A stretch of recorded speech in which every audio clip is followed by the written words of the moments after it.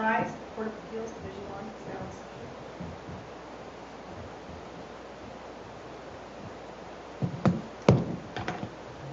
Thank you. Please be seated. Good morning. I see everybody has gotten the mask memo, so we are okay there. We are here for oral argument in CV 20-0581, Sam v. Ledbetter Law Firm.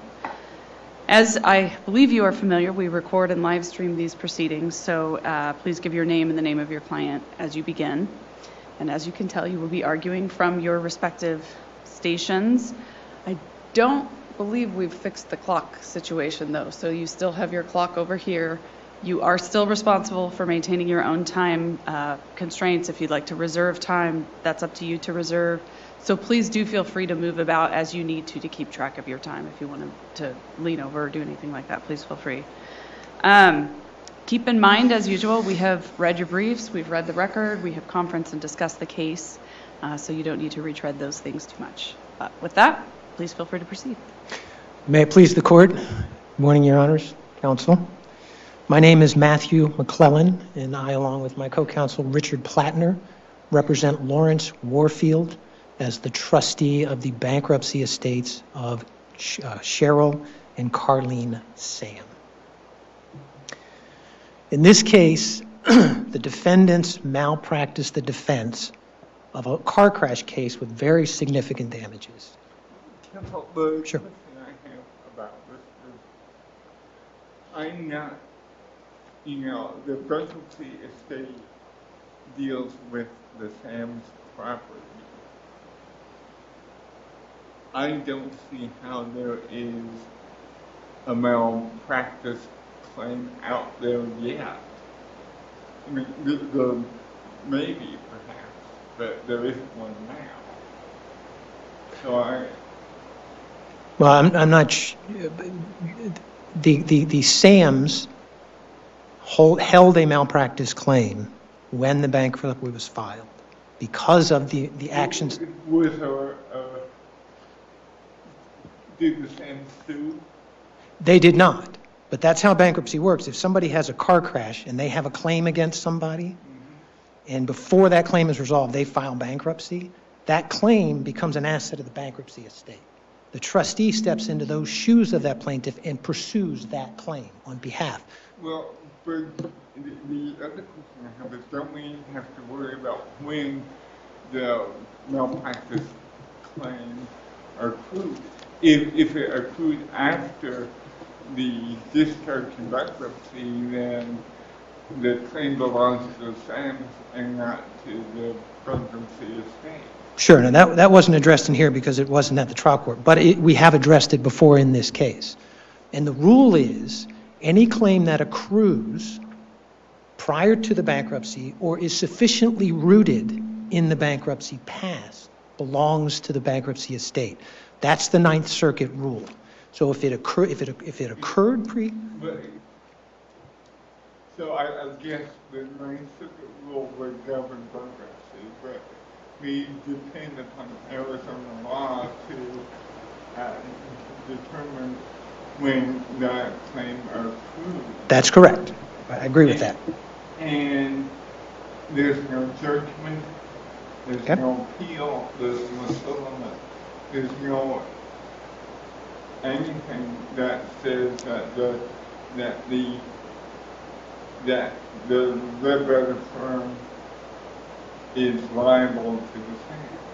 Well, okay, that's the crux of the issue, is the accrual. Now, I would point out that accrual was not raised at the trial court. Okay, that was raised for the first time on appeal.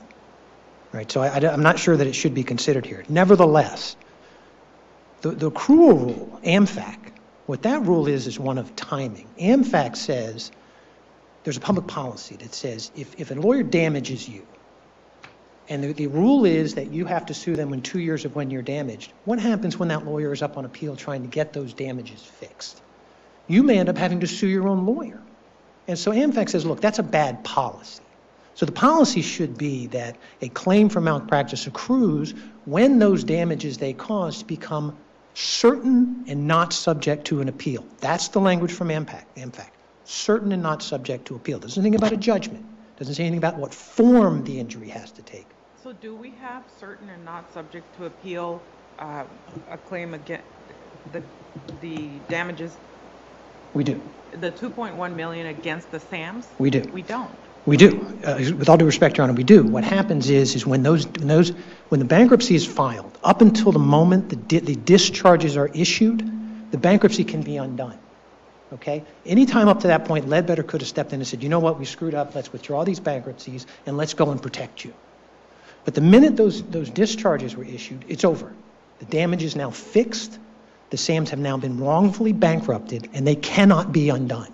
So that is the accrual point, is when the damage they cause can no longer be undone. What's the effect of the lack of a judgment against the SAMs, the Tabahas not having obtained a judgment, a final judgment Right. against the SAMs? Okay.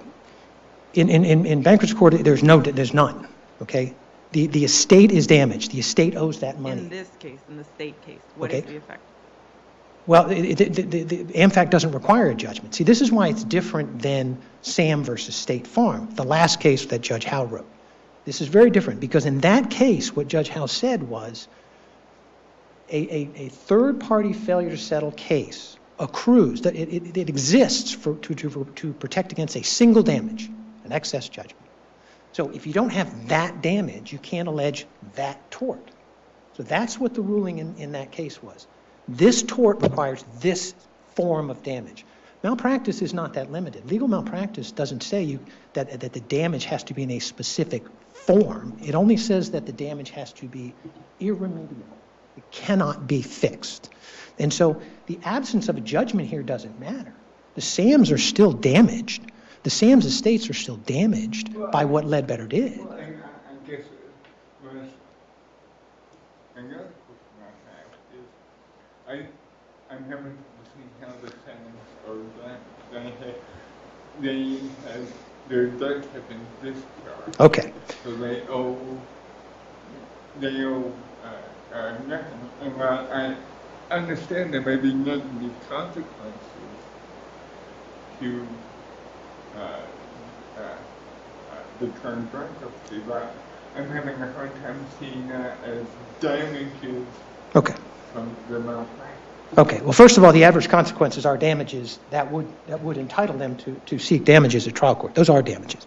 But this very issue has been addressed by two appellate courts in this country. And both of them have said the discharges don't matter. The discharges don't erase the debt. The debt must still be paid from any assets that the bankruptcy estate holds. So if the SAMs had some valuable piece of art in their home and they didn't know about it, when they declared bankruptcy, that art now becomes property of the estate and it gets sold to pay the Tabahas. That's the asset that is liquidated to pay the debts of the estate. A claim, a personal injury claim, would be an asset. A legal malpractice claim is an asset. And the only appellate courts in this country that have addressed the issue of does it have to be, or what is the effect of a discharge, they have said, no, discharge doesn't matter because the debt still exists. The debt still must be paid. Now, the Not by the Tabahas, SAMs. by the SAMs, by the SAMs estate, which are the SAMs. And so, for example, the SAMs have had to pay into their estate money out of their own pocket, right? They had to, Cheryl Sam had to pull $2,250 out of her pocket and go give it to the trustee to Did buy she back have her to? goats and chickens. Did she have to do that? Or She did did. she choose to do that? No, the trustee said, you want your goats and chickens? If you don't buy them, I'm going to sell them to somebody So else. she didn't have to. She chose to purchase them. Or she would have lost her property. She chose to buy But it back was rather than a have them. choice she made. She wasn't forced to come up with $2,250 like you just said. Well, no. The other option was they come out and take her chickens and horses and goats, and she's damaged that way. It doesn't matter what form it takes. She lost her personal property because of the bankruptcy. That is the damage. So how does she get paid back, right? Okay, so Ledbetter says, okay, you got $2,250. Here's a check. Here's $2,250. Trustee's going to take that and go, Mrs. Tabaha, there's $2,250. I need some more money. Cheryl Sam is still out $2,250. She still doesn't get her money back. So let's do another $2,250. That goes to pay the Tabaha debt. So the only way Cheryl Sam can be fixed, the only way she can be made whole, is if the debts that Ledbetter created are paid off and then she can be made whole. She didn't create this debt, okay?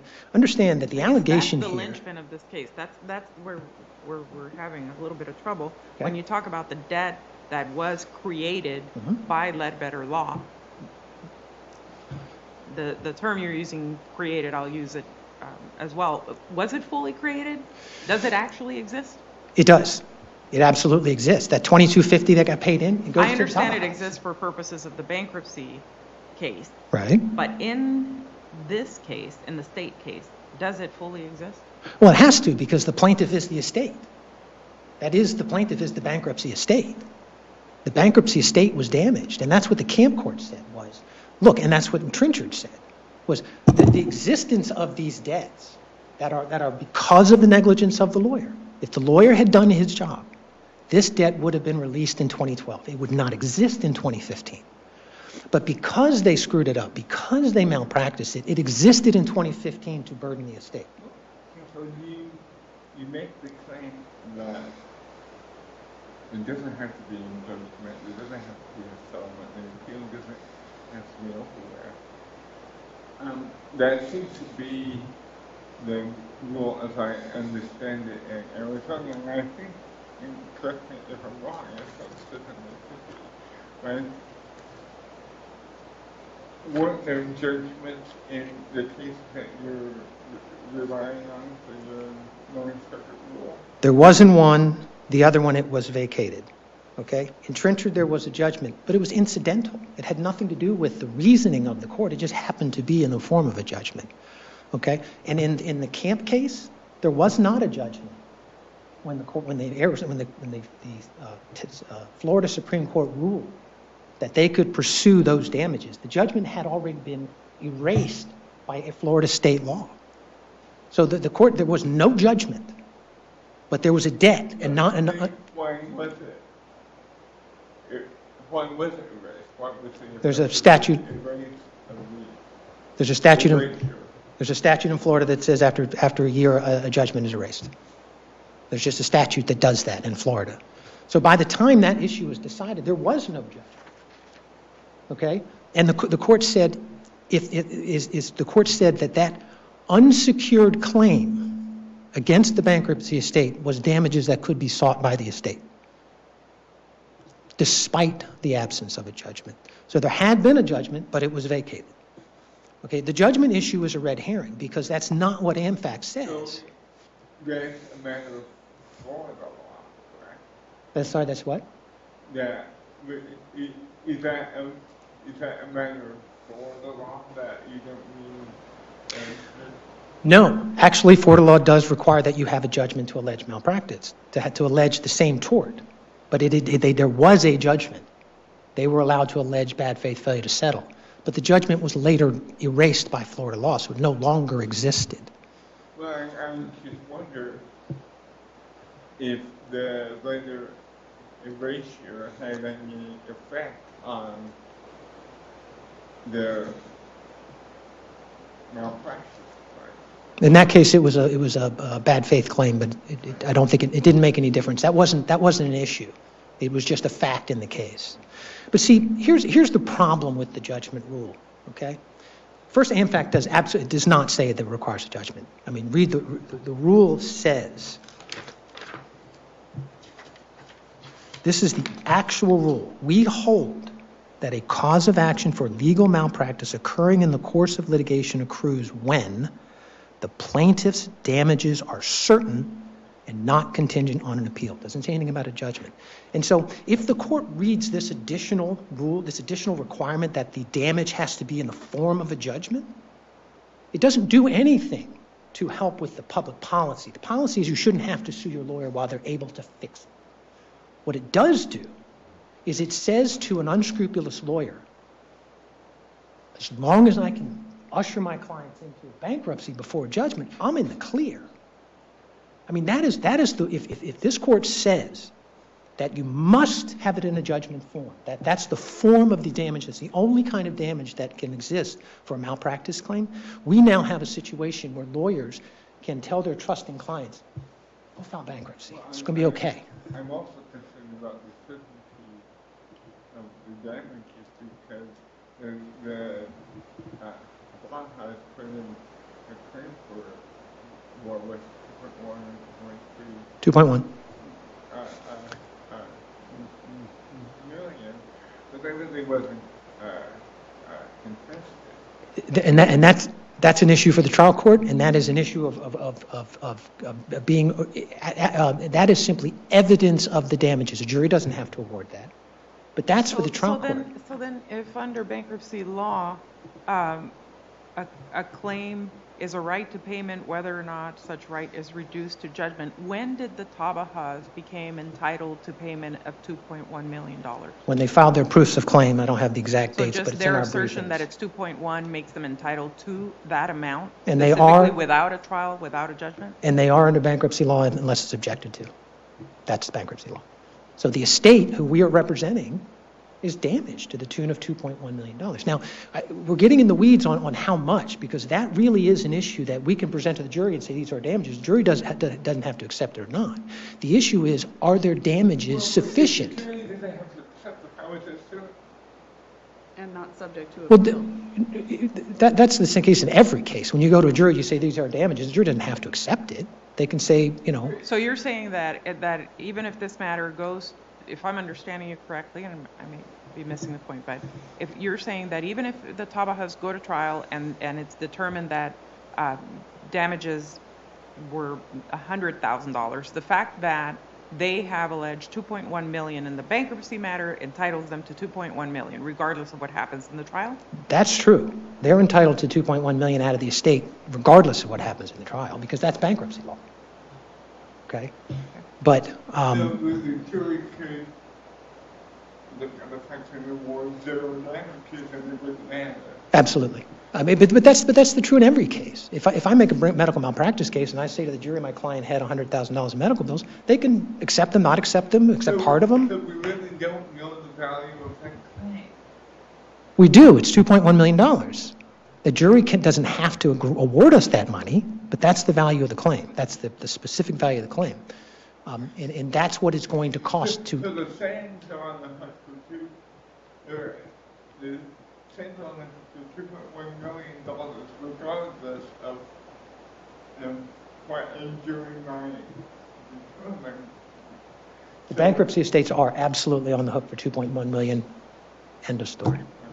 They just are. That's the claim. I mean, they can be contested and argued and perhaps reduced. But that's been, If it can be objected to and contested, how is it certain? You seem to be saying at the same time, no question, end of story, fiend, It hasn't $2.1 million, been.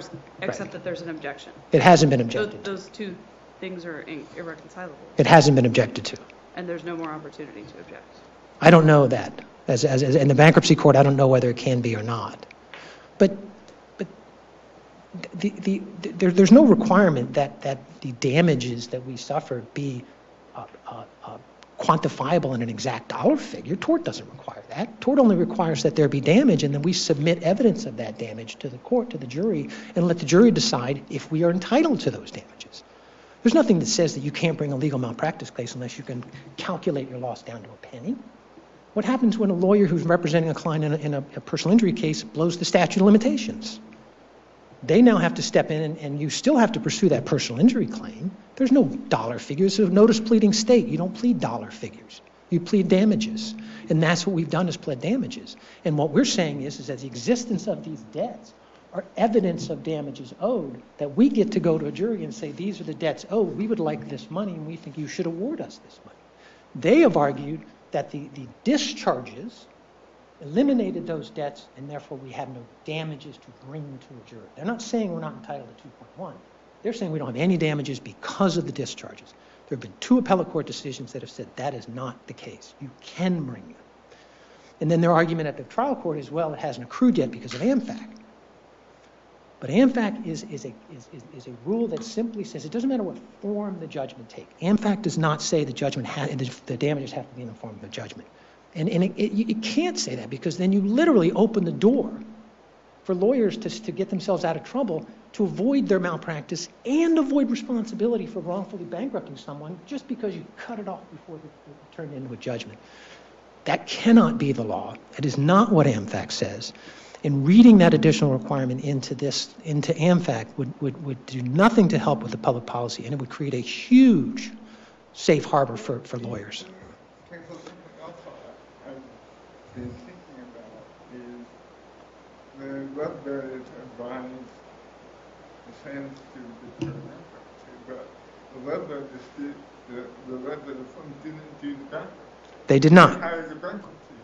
So to the extent that there's some malpractice out there, would it be the bankruptcy attorney's relative to the bankruptcy, and why aren't they? They are absolutely free to name them as non-party by fault and point the finger at them in trial. They're absolutely entitled to do that. And it's a comparative fault state, and the jury can determine that although Ledbetter convinced them to do it first, hired the lawyer, paid the lawyer, tried to get State Farm to pay the lawyer, even though all of that happened, a jury can say, nope, the bankruptcy lawyers are at fault, it's their fault. They are entitled to do that. But that isn't what we're here about. The only issue is are there damages sufficient for us to test the case at trial? That's the issue, and we contend that there are, and I see that I'm out of time. Thank you, Your Honors.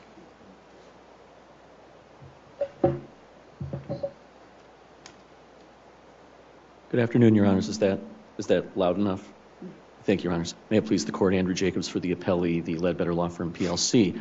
We're not reading anything into AMFAC. We're reading footnote 2 in AMFAC into AMFAC, and it goes to, I'd like to take up on the idea of irreconcilable that Judge Perkins offered.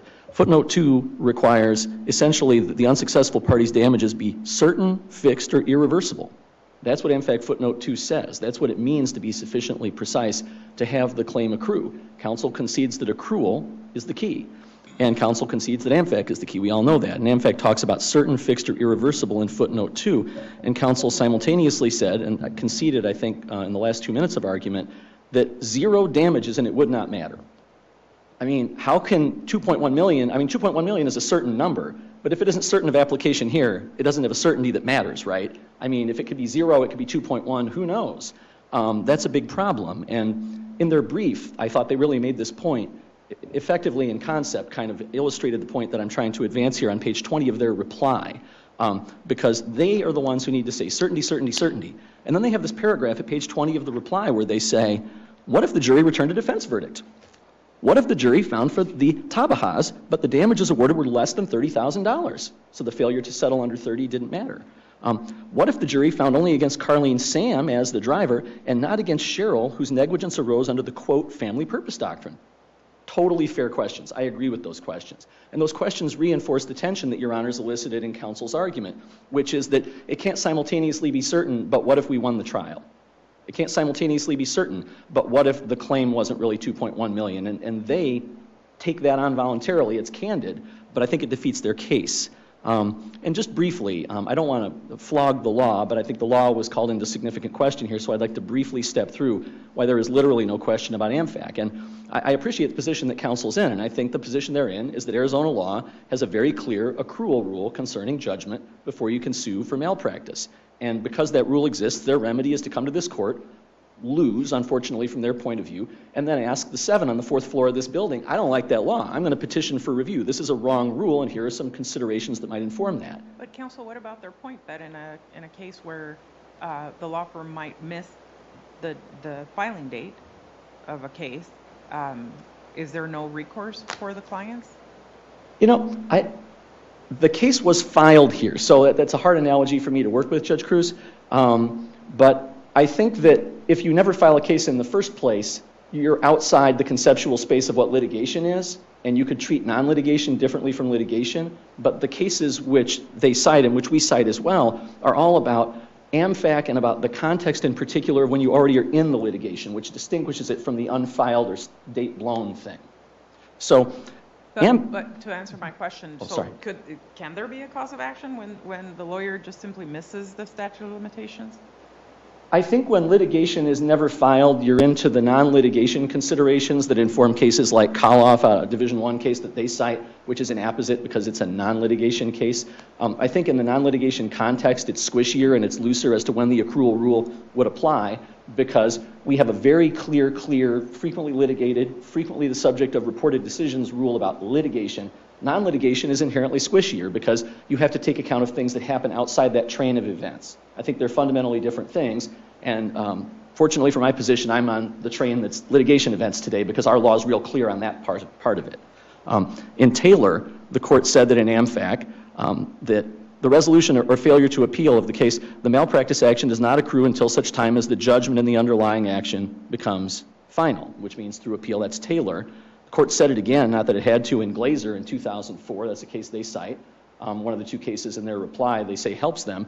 Glazer is actually a criminal case about accrual, but it says that AmFac requires the final termination of the underlying litigation before the malpractice cause of action accrues, and the court's opinion goes on to discuss how you don't want to be in the position of having to litigate things that haven't happened yet.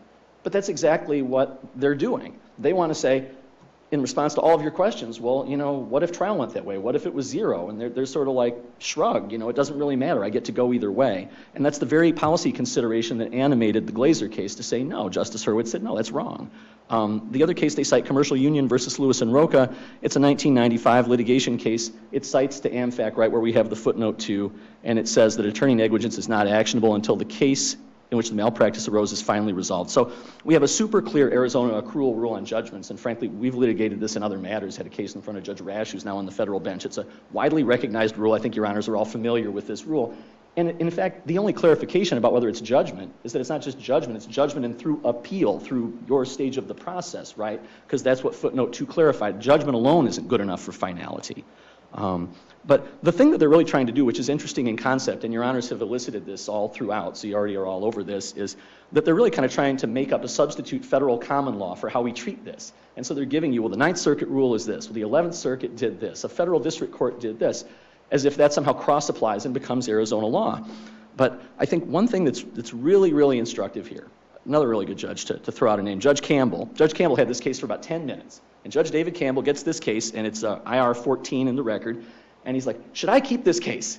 Well, if it was here, I'd probably keep it instead of giving it to the bankruptcy judge because it has some, other issues I'd have to deal with. But then he says, but why do we remand cases to state court? And he says, well, because complicated fact law issues predominate here, like accrual, like whether you can sue for bad faith in this circumstance. So the issue your honors dealt with in the first panel was one of those issues that made it predominate. But the other issue that made it predominate is the accrual issue that we're here discussing together today. And Judge Campbell was right, and the federal courts don't have a common law about this. Arizona law controls, like we all recognize. No one's disputing that. Accrual's the key. We've just stepped through the law of that. We seem to agree about that.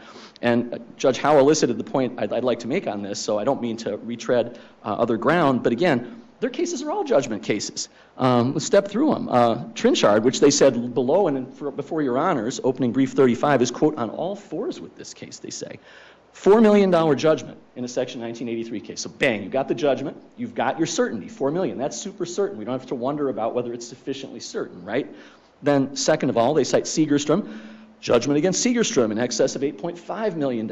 That's a judgment case. Camp was a judgment case as well. We'll come back a little bit more on Camp. But then they also mentioned Tate, which didn't come up in oral argument. But that's separately a case where the injury occurred after the bankruptcy, so it was a post-petition kind of thing, so it never got in to the bankruptcy estate. But Camp, just like you said, Judge Howe, I mean, it's a Florida law case. How in the world could it possibly control the outcome of what your honors, applying Arizona law and the wishes of the Arizona Supreme Court and their writings, how could a certified question from the 11th Circuit, no matter how thoughtful and no matter how well answered by the Florida Supreme Court, tell us what Arizona law is? I mean, it might be interesting. Maybe it would be a good petition for review. I don't know. But it's a Florida law question, as your Honor's question around the 16-minute mark indicated. So it is a Florida law question, and it's highly distinct as well. And there was a $3 million judgment, and a provision of Florida law, like my friend explained, did make that after 1 year go away, essentially, as if a bankruptcy court had kind of, excused it. But a significant distinguishing factor there was that there's this insurance policy in Camp, right? And that was even one of the two questions the 11th Circuit asked. They said, we've got two questions. Can you have a bad faith suit in facts like this? And does this specific policy language, where St. Paul Fire Insurance Company, I think it was, they said, we're still going to have liability even if our guy goes into bankruptcy. Well, that would seem to be pretty instructive if you had a contract that said, notwithstanding bankruptcy, we're going to owe it. But Ledbetter never signed a contract to be the insurer for everyone who the SAMs ever came into contact with, doesn't have the direct duty. The St. Paul Fire Insurance Company adopted, and again, that was even kind of like the point of the 11th Circuit question, right? They're saying, hey, Florida Supreme Court, tell us whether that policy language really matters. And so it's kind of unsurprising, again, $3 million judgment, that the court said, we got this policy language and we're going to find that there's a basis here to proceed. So camp is just not helpful, and more superstructurally, right, like looking at how this all fits together, there is no federal common law of this. That's what Judge Campbell knew at IR 14. That's why it's in front of your honors. That's why you were discussing with our friend how isn't accrual the key? Isn't Arizona law the key? Everybody seems to agree, which is why this claim should fail. And then finally, we come back to the question that Judge Cruz, you were discussing about the repurchase by the Tabahas of the trailer and the goats and the like, $2,250. I mean, first of all, it's post-petition, and there's kind of it's a very subtle kind of slide in the joints on the argument. In the reply, they say, well, it's nonsense for us to say that about post-petition, that we're just wrong, that it's a post-petition thing which could be barred.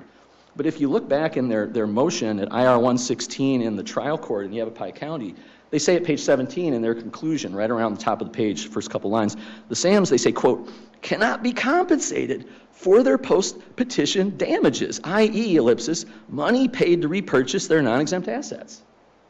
That's the point we're making. It's IR 116 at page 17 of their brief. So they understand that. It's post-petition. We have that Holstein case that says post-petition things are not part of the bankruptcy estate. They're not part of the property. They're not saying it was proved or claimed. And again, I hadn't thought of the point, Judge Cruz, that you were asking about, which is well, did they really have to buy the goats again? I mean, they could have. They might not have. I mean, what if the goats had died by then? What if the goats weren't available by then? But at the end of the day, that doesn't bootstrap a $2.1 million claim that might be a $0 claim, that might be a $30,000 claim into being sufficiently certain under AmFac. So it's an interesting question, but not really. Is there any question that assuming that the damages might be sufficiently certain, that is there a question that claim is post-petition rather than pre-petition?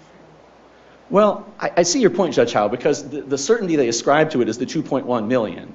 And the $2.1 million only becomes certain at a point in the process when it can't be objected to and when that can't be revisited, as Judge Perkins indicated. But then as counsel said, candidly, and I'm with him, I don't know whether that could be attacked collaterally further, so I think it's still not certain. But to the point of your question, Judge, I mean, it would still be post-petition, but it also still doesn't ring the bell because he's conceded several different ways that it wasn't certain at the time. And so it couldn't have accrued. And there. Well, I mean, I guess my question is if it is post-petition, and it's not in your business of the emergency estate, that claim resides with the sentence now, right?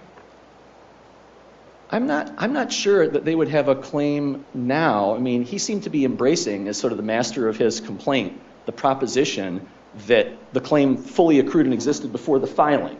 So he's sort of, as the trustee, he's saying, I have the bundle of rights in this court. The only bundle of rights I'm asserting is the rights that existed the day I dropped my petition, and at that time it had accrued. That's the burden he's holding himself to. I understand your question, Judge Howe. I just haven't given it a lot of thought because they haven't angled the argument that direction. I think it's a very, very interesting question. So in the end, we did point out, because our motion fundamentally was a simple motion. It was a no damages motion. We said, we cited AmFac. We said, there's no claim here. There's no damages under Arizona law. But we also think, consistent with that, the fact that another lawyer with independent fiduciary duties, we all have independent fiduciary duties, independent judgment, that lawyer, even, granting that our client talked to that lawyer, talked about the bankruptcy, they're still the ones who have the duties, and they aren't here being sued, and they're the ones who filed the bankruptcy, and we did not, and it would really open up a Pandora's box to treat bankruptcy as a generic injury that could be sued anytime somebody was unsuccessful with asserting a claim against the estate. So unless your honors have other questions, I would just thank you for your time and rest. I think we're good. Thank you very much, your honors. Thank you all for your arguments.